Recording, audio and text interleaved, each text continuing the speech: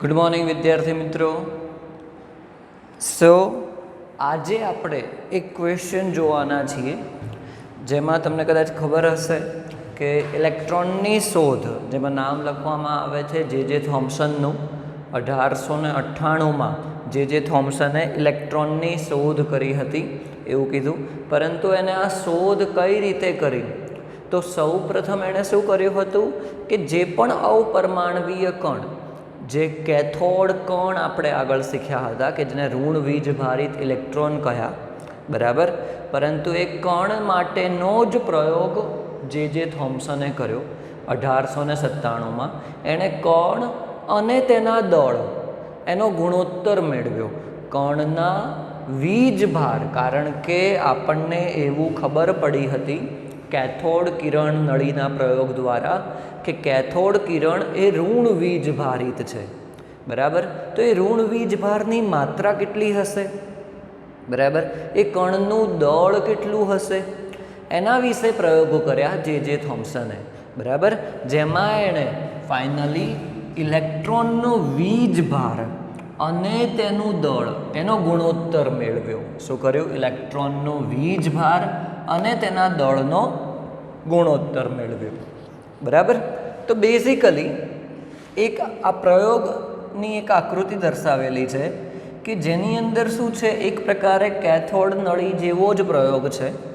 એમાં પણ શું કરેલું છે, કેથોડ તરીકે ધાતુ લીધી છે, એનોડ તરીકે ધાતુ લીધી છે.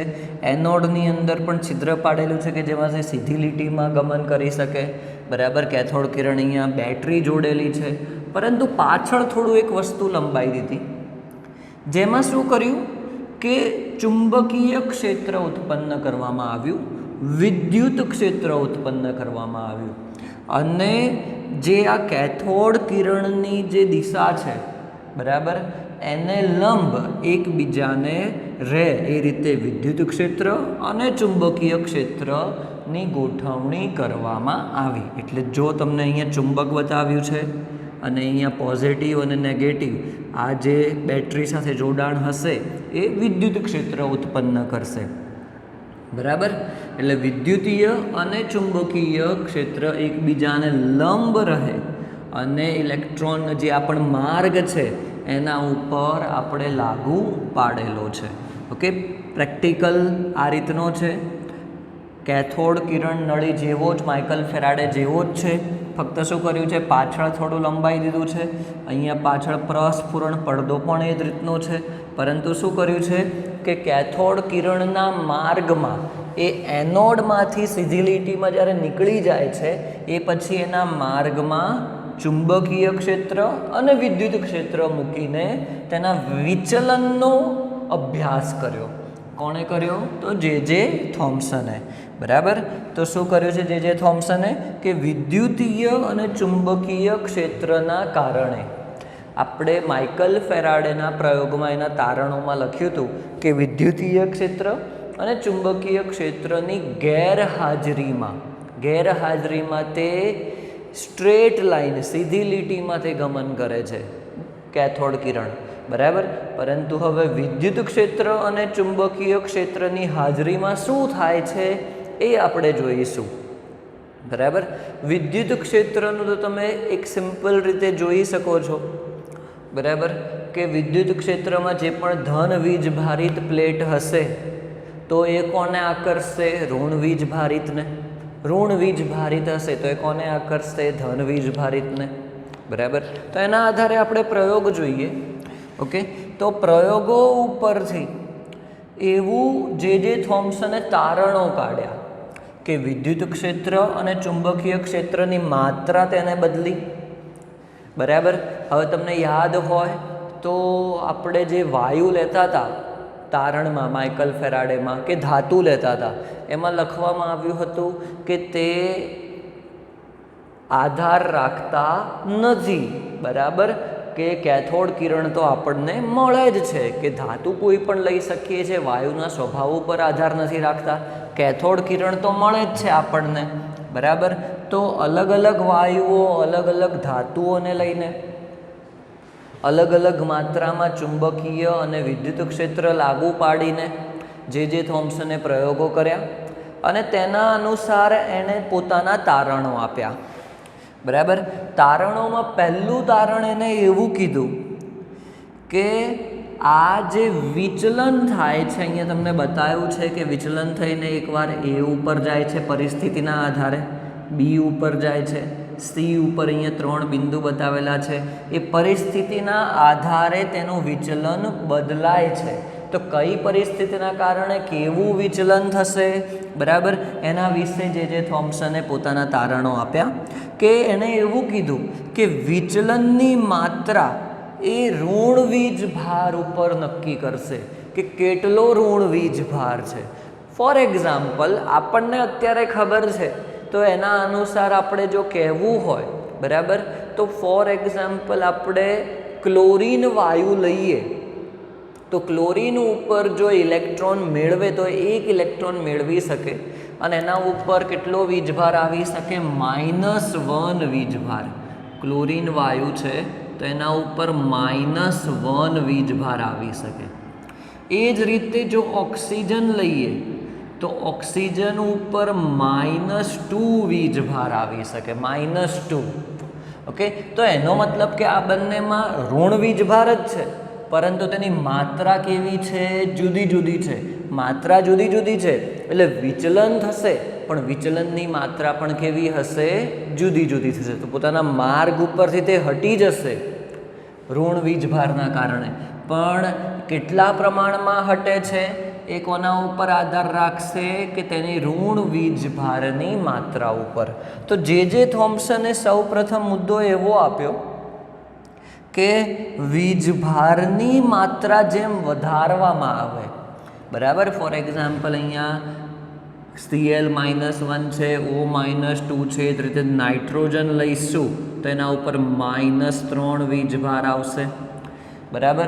તો વીજભારની માત્રા જેમ વધે તેમ પ્રયોગો અનુસાર એને એવું જોવા મળ્યું કે તે ચુંબકીય ક્ષેત્ર અને વિદ્યુત ક્ષેત્ર એમની વચ્ચેની પારસ્પરિક ક્રિયાઓ, એકબીજા સાથેની પારસ્પરિક ક્રિયાઓ વધે છે અને એ વધવાના કારણે તેનું વિચલન છે, વિચલન પણ કેવું થાય છે, વધે છે, બરાબર.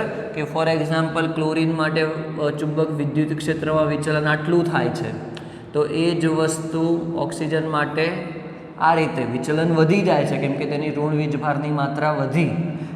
નાઇટ્રોજન માટે એના કરતાં પણ માત્રા વધારે છે, તો વિદ્યુત ક્ષેત્ર અને ચુંબકીય ક્ષેત્ર વચ્ચેની પારસ્પરિક ક્રિયાઓ વધશે અને ફાઇનલી વિચલન કેવું થશે, વધારે થશે. વિચલન કેવું થશે, વધારે થશે. તો આ પહેલો મુદ્દો એને આપ્યો કે ઋણ વીજભારની માત્રા ઉપર. બીજું એણે એવું કીધું કે તે કણના દળ ઉપર પણ આધાર રાખે છે, બરાબર. કણના દળ ઉપર પણ આધાર રાખે છે. એના માટે હું એક તમને સિમ્પલ એક્ઝામ્પલ આપી દઉં જે આકર્ષણ બળ ઉપર આધારિત છે કે ચુંબક લઈ લઈએ આપણે, બરાબર.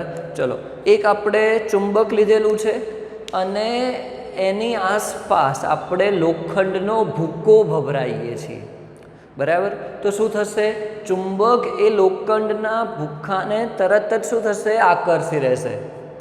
ચુંબક શું કરશે, લોખંડનો જે ભૂક્કો હશે એને શું કરશે, તરત જ પોતાની તરફ આકર્ષી લેશે, બરાબર.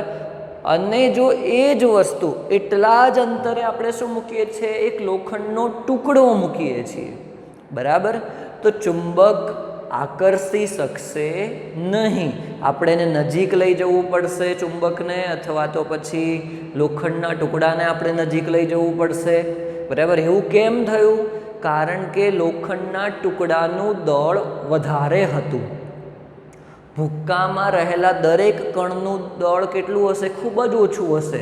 દળ ઓછું હશે તો એને સરળતાથી આકર્ષી લીધો, બરાબર. પણ દળ વધારે છે તો તે આકર્ષી શક્યો નહીં. તો એ જ રીતે અહીંયા પણ કંઈક એવું જ થાય છે કે જો કેથોડ કિરણ આવે છે એમાં જે કણ રહેલો છે ઋણ વીજભારિત, જો એનું દળ વધારે હોય, કણનું દળ જેટલું વધારે હશે, બરાબર, તેટલું એનું વિચલન ઓછું થશે, તેટલું વિચલન ઓછું થશે. અથવા તો એવું કહી શકીએ કે જેટલું કણ કેવા હશે, હલકા હશે, તેનું દળ કેવું હશે, ઓછું હશે, તો તેનું વિચલન કેવું થશે, વધારે થશે.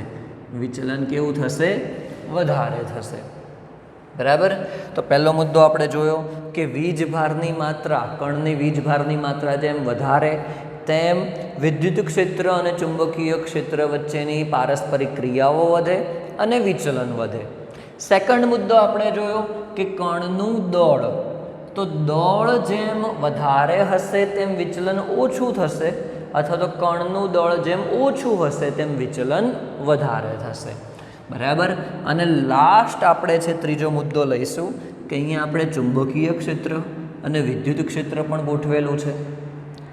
હવે વિદ્યુત ક્ષેત્રની માત્રા અને ચુંબકીય ક્ષેત્રની માત્રા પણ આપણે બદલી શકીએ છીએ. ખૂબ જ વધારે ઉચ્ચ વોલ્ટેજ ધરાવતી બેટરી સાથે જોડીશું તો વિદ્યુત ક્ષેત્ર એનું વધારે થશે. ઓછા વોલ્ટેજવાળી બેટરી સાથે જોડીશું તો વિદ્યુત ક્ષેત્ર તેનું ઓછું થશે. એ જ રીતે પ્રબળ ચુંબક લઈ શકીએ, નિર્બળ ચુંબક લઈ શકીએ, એના આધારે તેનું ચુંબકીય ક્ષેત્ર પણ બદલાય. તો ચુંબકીય ક્ષેત્ર અને વિદ્યુત ક્ષેત્ર બદલાશે તો પછી કણનું વિચલન પણ કેવું થશે, બદલાશે. તો જનરલી એવું કહેવામાં આવે છે કે જેમ ચુંબકીય અને વિદ્યુત ક્ષેત્ર એના બળની માત્રા વધે, બળની માત્રા કેવી થાય, વધે, તો વિચલન વધે. જેટલું પ્રબળ વિદ્યુત ક્ષેત્ર હશે, જેટલું પ્રબળ ચુંબકીય ક્ષેત્ર હશે, તેટલું જ તેનું વિચલન વધારે થશે. શું થશે? તેટલું જ તેનું વિચલન વધારે થશે. તો આ ત્રણ મુદ્દાઓ, આ ત્રણ તારણો જે થોમ્સને પ્રયોગ ઉપરથી નક્કી કર્યા. બરાબર. હવે પ્રયોગ શું છે આપણે જોઈએ કે પ્રયોગમાં શું બતાવેલું છે. તો આકૃતિમાં બતાવ્યા પ્રમાણે આપણે એવું કહી શકીએ. ચલો, તો ફોર એક્ઝામ્પલ આ કેથોડ કિરણ આપણે લઈએ છીએ. ઓકે. હવે ફક્ત એવું વિચારો કે ચુંબકીય ક્ષેત્ર કાઢી નાખેલું છે, ફક્ત શું છે, વિદ્યુત ક્ષેત્ર છે.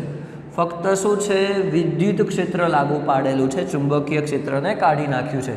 જો ફક્ત વિદ્યુતીય ક્ષેત્રની હાજરીમાં કેથોડ કિરણને પસાર કરવામાં આવે તો તેનું વિચલન થઈને આપણને બિંદુ એ ઉપર, પ્રસ્ફુરણ પડદા ઉપર બિંદુ એ ઉપર તે જઈને અથડાય છે અને ત્યાં તેજસ્વી ધબ્બો આપે છે.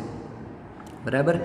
એ જ રીતે વિદ્યુત ક્ષેત્ર હવે કાઢી નાખીએ અને ચુંબકીય ક્ષેત્ર મૂકીએ. બરાબર. તો ચુંબકીય ક્ષેત્રથી શું થાય છે, એ વિચલન પામીને બિંદુ સી ઉપર તેજસ્વી ધબ્બો આપે છે.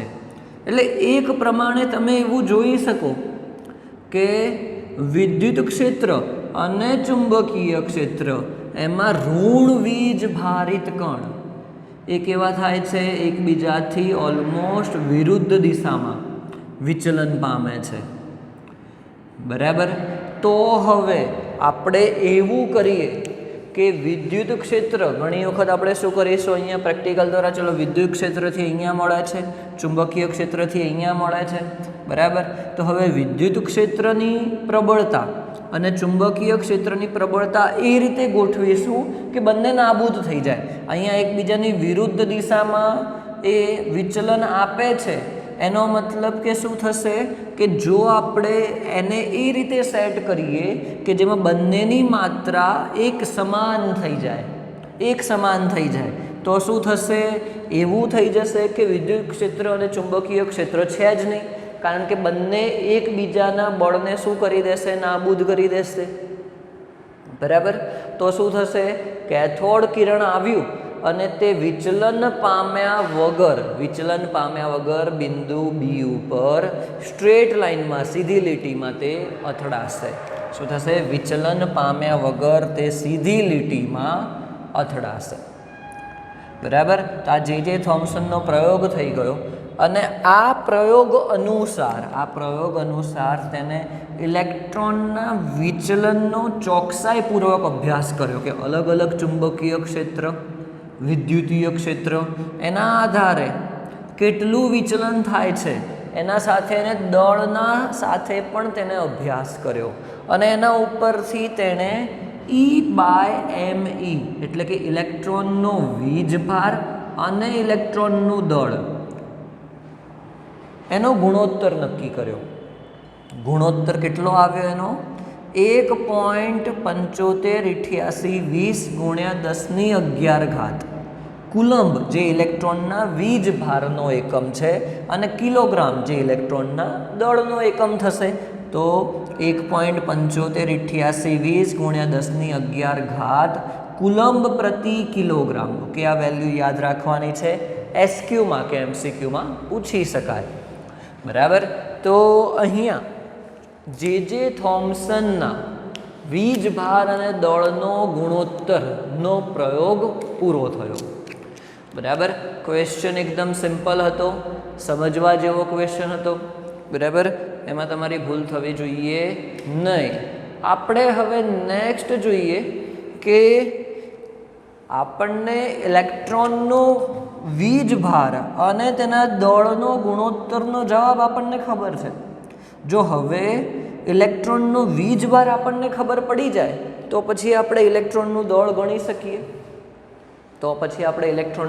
ગણી શકીએ. બરાબર.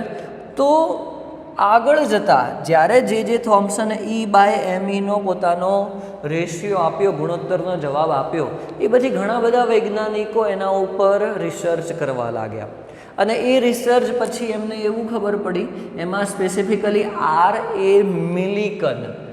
R.A. મિલિકન નામના વૈજ્ઞાનિકે તૈલબિંદુ પદ્ધતિ દ્વારા ઇલેક્ટ્રોનનો વીજભાર શોધવાની પદ્ધતિ વિકસાવી. તૈલબિંદુ પદ્ધતિ દ્વારા આ પણ એમસીક્યુમાં પૂછાય એવો ક્વેશ્ચન છે કે કઈ પદ્ધતિ દ્વારા?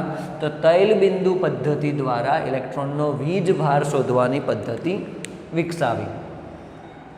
હવે R.A. મિલિકન એના અનુસાર ઇલેક્ટ્રોનનો વીજભાર એણે કેટલો માપ્યો? તો 1.6 × 10⁻19 કુલંબ. એટલો એણે પોતાની તૈલબિંદુ પદ્ધતિ જે વિકસાવી હતી એના અનુસાર ઇલેક્ટ્રોનનો વીજભાર માપ્યો. -1.6 × 10⁻19 કુલંબ. અને કેટલો નજીક નીકળ્યો સાચા જવાબની. બરાબર. અને અત્યારે જે હાલમાં જે સ્વીકારાયેલી વેલ્યુ છે એ સ્વીકારાયેલી વેલ્યુ શું છે? -1.6022 × 10⁻19 કુલંબ. એટલે ઓલમોસ્ટ શું છે? બંને સિમિલર જ આવી.